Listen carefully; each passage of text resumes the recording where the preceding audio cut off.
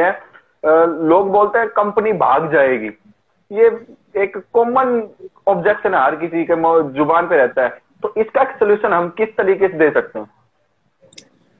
अभी latest training हुई मेरे सेंटर पे खत्म हुई, और ये क्वेश्चन अभी लेटेस्ट भी पूछा। हालांकि हर ट्रेनिंग सेशन में एक पर्सन तो निकलना चाहिए जो ऐसा क्वेश्चन करे, ताकि सबके क्लियर हो जाए। बिल्कुल। तो अभी लास्ट एक ट्रेनिंग कंप्लीट की मैंने, जिसमें एक पर्सन ने यही क्वेश्चन किया कि सर मैं इस बिजनेस को आप कहो तो इन्फ्लुएंसर रैंक से स्टार्ट करने के लिए तैयार हूँ, बट क्या गारंटी ये कंपनी चलेगी? अगर ये कंपनी नहीं चली तो मैंने कहा चल, तुझे लगता क्या, तुझे क्या लगता है कंपनी बंद हो जाएगी? चल, मुझे भी लगता है, 6 साल हुए, मुझे भी भरोसा नहीं है कंपनी चलेगी। अगर तुझे लगता है हाँ कंपनी चलेगी, तू थोड़ा बहुत बता। बोले इसलिए मेरे को भरोसा नहीं, इसलिए मैं आपसे पूछ रहा हूँ। तो मैंने उस सर्कल में बैठे हुए सबको पूछा, मैंने कहा आपको लगता है ये कंपनी चलेगी? तो उसमें से एक पर्सन ने बोला सर मुझे भरोसा है। मैंने कहा भाई तुझे कैसे भरोसा हो गया? मुझे 6 साल से भरोसा नहीं है, तुझे एक दिन में भरोसा हो गया? बोले सर कंपनी के सर्टिफिकेट मैंने देखे तो मुझे भरोसा हो गया कंपनी चलेगी। तो मैंने कहा भाई सुन, तेरे पास आधार कार्ड होगा? बोले हाँ है। मैंने कहा निकाल। उसने आधार कार्ड निकाला। मैंने कहा ये इस आधार कार्ड पे भारत सरकार लिखा हुआ है और अशोक चक्र बना हुआ सिंबल है, ये हैक बनाया तूने या फिर लीगल है? बोले नहीं सर लीगल है। मैंने कहा ठीक है, तू ये आधार कार्ड दिया मतलब तेरा भारतीय नागरिकता तेरे को मिली हुई है, तो एक भारत का नागरिक है, ये प्रूफ करता है ये डॉक्यूमेंट, जिसे सर्टिफिकेट है, इसको एक सर्टिफिकेट मान लो। तो इस सर्टिफिकेट पे कहाँ पे लिख रखा है कि तू कभी मरेगा नहीं? इस सर्टिफिकेट पे कहाँ लिखा है तू कभी मरेगा नहीं? तो बोले सर ये तो नहीं लिखा। मैंने कहा कब तक जिएगा ये लिखा है? बोले नहीं। मैंने कहा फिर तू बोल रहा है सर मुझे कंपनी पे भरोसा, सर्टिफिकेट है तो कंपनी चलेगी, कौन से सर्टिफिकेट पे लिखा है कि कंपनी चलेगी? बोले सर बात तो सही है। मैंने कहा कंपनी के सर्टिफिकेट देखकर जो पर्सन ज्वाइन करता बिजनेस, वो सबसे बड़ा बेवकूफ है। मैंने कहा मैंने इस बिजनेस को स्टार्ट किया, मुझे ट्रेनिंग के टाइम पे कॉल आए थे कि रोशन जहां पे तू गया वहां पे मैं 6 महीने पहले जाके आया और वो कंपनी बंद हो जाएगी। तो मैंने ट्रेनिंग में रिसर्च किया, और ट्रेनिंग में रिसर्च किया गया, सबसे पहले मैंने 7 दिन की जो ट्रेनिंग चली उसमें ये देखा कि कौन सी कंपनी लॉन्ग टर्म चलती है और कौन सी कंपनी बंद हो जाती है। तो सबसे पहली चीज थी वो थी गाइडलाइन, कि डायरेक्ट सेल की एक स्पेशल गाइडलाइन बनी हुई है। अगर उस गाइडलाइन को कोई भी कंपनी फॉलो कर रही है तो मुझे नहीं लगता वो कंपनी कभी बंद करने की नौबत आएगी। दूसरी कंडीशन, कंपनी का प्रोडक्ट ऐसा होना चाहिए जिस पर एक्सपायरी डेट ना हो। मैक्सिमम कंपनी उन चीजों पर काम करनी चाहिए जिसकी कोई एक्सपायरी डेट ना हो। मैं 20,000 का प्रोडक्ट खरीद लूं जिस हर प्रोडक्ट पे एक्सपायरी डेट है, तो शायद मुझे नहीं लगता कि उस प्रोडक्ट को सारे लोग खरीद सकते हैं। लेकिन मैं एक ऐसी कंपनी से एसोसिएट होने जा रहा हूँ जिसका प्रोडक्ट ही बहुत पावरफुल है, चाहे वो एक शर्ट ही क्यों ना हो, पर ऐसा प्रोडक्ट है जो बहुत ज्यादा पावरफुल है।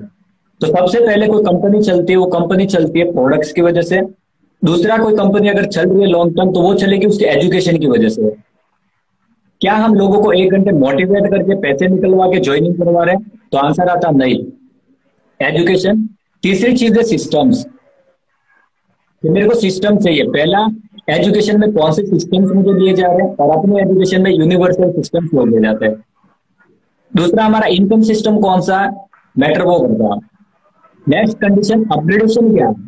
अगर कंपनी स्टार्टअप हुई है तो कंपनी का क्या अपग्रेडेशन है? अगर वो कंपनी स्टक हुई पड़ी है, उसका अपग्रेडेशन नहीं है या फिर डाउन में जा रहा है, तो वो कंपनी के बंद होने के चांसेस है। अगर अपग्रेडेशन प्रॉपरली हो रहा है तो मैं ट्रस्ट कर सकता हूँ उस कंपनी पर, ठीक है। उसके बाद देखा जाता है कि कंपनी एजुकेशन के लिए कर क्या रही है, क्या सेमिनार प्रोवाइड कर रही है, लोगों को प्लान दिखा रही है, या फिर लोगों को रियल एजुकेशन देख के नेटवर्क मार्केटिंग से वाकिफ कर रही है। तो एश्योर्ड वर्ल्ड की, इंडिया की नहीं बात कर रहा मैं, पूरे वर्ल्ड की पैसी पहली ऐसी कंपनी है जो पूरा ट्रेनिंग प्रोवाइड करके अपने को इस बिजनेस ज्वाइन करवा रही है। 2016 की जो गाइडलाइन है, डायरेक्ट सेल की गाइडलाइन है, जिसके अंदर ये लिखा हुआ है कि आपको 1 घंटे के सेमिनार देने की जगह पर पूरा ट्रेनिंग सेशन करना चाहिए और लोगों को सिखाना चाहिए कि तुम क्या काम करते हो या तुम क्या काम करवा रहे हो। और ये 2016 में आईडीएसए की गाइडलाइन बनी थी, डायरेक्ट सेलिंग की गाइडलाइन बनी थी। और मैं आपको बता दूं, एश्योर्ड का स्टार्टअप 2011 से हुआ, और तभी से एश्योर्ड कंपनी ट्रेनिंग सेशन पर काम कर रही है, ना कि सेमिनार बेस पर काम करती है। उसके बाद दूसरी चीज, 2021 के एंडिंग में डायरेक्ट सेलिंग की गाइडलाइन फिर से अपडेट की गई बहुत सारे स्कैम्स को देखकर। तो 2021 के एंडिंग में फिर से गाइडलाइन बनी कि अगर तुम लोगों को पहले इस बिजनेस के बारे में नहीं बता रहे हो और ज्वाइन करवा रहे हो तो तुम्हारी कंपनी सीज कर दी जाएगी। तुम्हें 90 दिन दिए जा रहे हैं। ठीक है। और जब मैंने वो पूरी गाइडलाइन पढ़ी तब भी मुझे ट्रस्ट हुआ कि ये गाइडलाइन जो 2021 में भी बनाई है ये एचओ 2011 से फॉलो कर रही है। तब ये फील होता है कि मैं कहीं भी गलती से सही जगह पर आया हूँ, मैं सही जगह पर बिजनेस कर रहा हूँ। रही बात इसकी भागने की, कंपनी बंद होने की, तो मैं गारंटी लेता हूँ, मैं पूरी गारंटी लेता हूँ उसी पर्सन से कि तू कल स्टाम्प लेकर आना 100 रुपए का, और मैं पूरी नोटरी करवा के साइन करके दूंगा। अगर कंपनी भाग गई तो जो तू पैसा यहाँ पे परचेज करेगा, प्रोडक्ट परचेज करेगा, उसका 10 गुना ज्यादा पैसा मैं तुझे दूंगा। इस बात का मैं स्टाम्प पर लिख कर दूंगा तुझे। बट तू भी लिख के देगा कि कंपनी नहीं भागेगी तो तू भी नहीं भागेगा। अगर तू भाग गया तो जितनी शॉपिंग तू करेगा उसकी 2 गुनी मैं तेरे से और करवाऊंगा।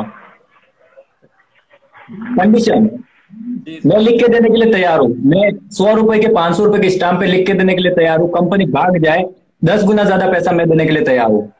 बट तू लिख के दे, कंपनी से पहले तू नहीं भागेगा। बिल्कुल सही। कंपनी भागी जिम्मेदार मैं हूं, तू भागा तो जिम्मेदार कौन है बता? उसकी जिम्मेदारी तू ले। थैंक बिल्कुल यू। इससे।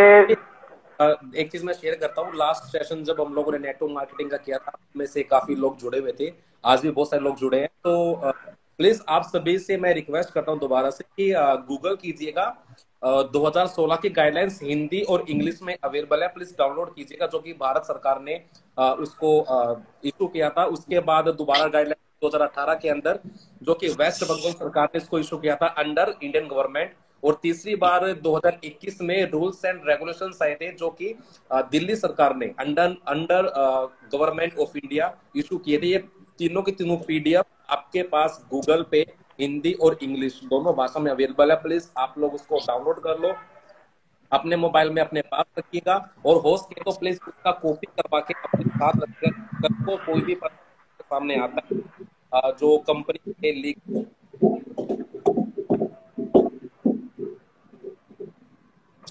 अमित जी आपकी आवाज बंद हो गई।